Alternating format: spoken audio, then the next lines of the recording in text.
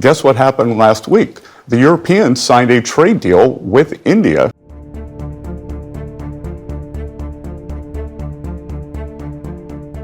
I will travel to India, but we are on the cusp of a historic trade agreement. Indeed, some call it the mother of all deals. One that would create a market of 2 billion people.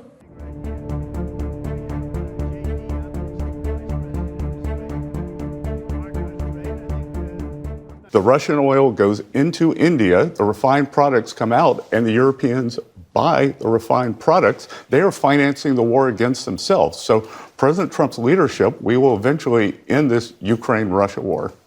On 20 January 2026, when European Commission President Ursula von der Leyen hinted at a major trade deal with India, the prospect gave a major jolt to the Americans.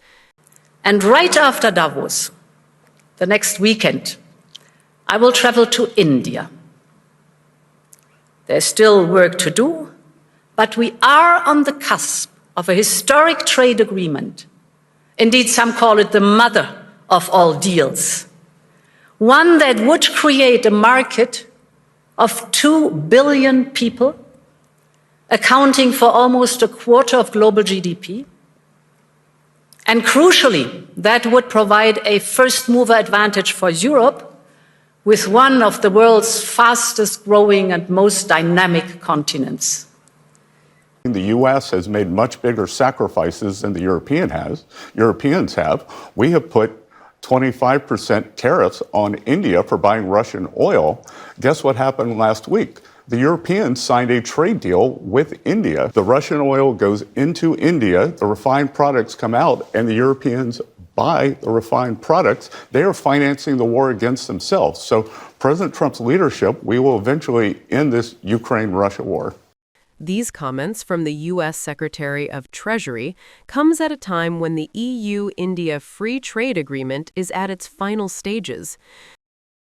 The European Commission President's visit to India to sign the trade deal also auspiciously coincided with India's 77th Republic Day parade. The EU is currently trying its best to shift its alliances away from the U.S. and forge stronger ties with other nations. Europe wants to do business with the growth centers of today and the economic powerhouses of this century, from Latin America to the Indo-Pacific and far beyond. Europe will always choose the world, and the world is ready to choose Europe. The EU's drifting away from the U.S. follows Trump's repeated threats to impose tariffs on Europe or withdraw military support in an effort to acquire Greenland. We will have everything we want. We're getting everything we want at no cost. So the Golden Dome will be on Greenland? A piece of it, yes, and it's a very important part because everything comes over Greenland. If the bad guys start shooting, it comes over Greenland. So we knock it down. It's pretty infallible. It's amazing. Just on Greenland, we are clearly in a better position than we were 24 hours ago. First of all, there was, as you said, Antonio, unequivocal solidarity with Greenland and Denmark. Second, we also stood firmly with the 6 member states that were threatened with tariffs. Third point, we engaged very actively with the United States on various levels. We did so in a firm but non-escalatory manner. And the fourth point was that we are well prepared with trade countermeasures and non-tariff instruments if tariffs would have been applied. However, Europe breathes a sigh of relief when President Donald Trump dramatically reversed the tariff decision over 8 European nations.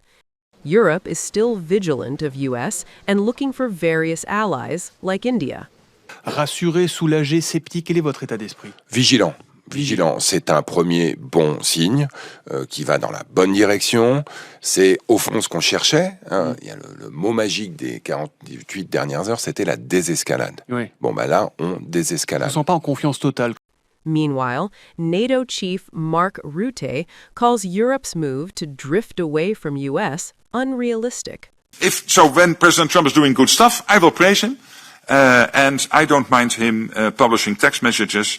And if anyone thinks here, again, that the European Union or Europe as a whole can defend itself without the US, keep on dreaming. You can't. We can't. We need each other. But for Europe, if you really want to go it alone, and those of you who are pleading for that, forget that you can ever get there with 5%. It will be 10%. You have to build up your own nuclear capability. That costs billions and billions of euros. You will lose then, in that scenario, you would lose the ultimate guarantor of our freedom, which is the US nuclear umbrella. Good luck. Celebrate along with us.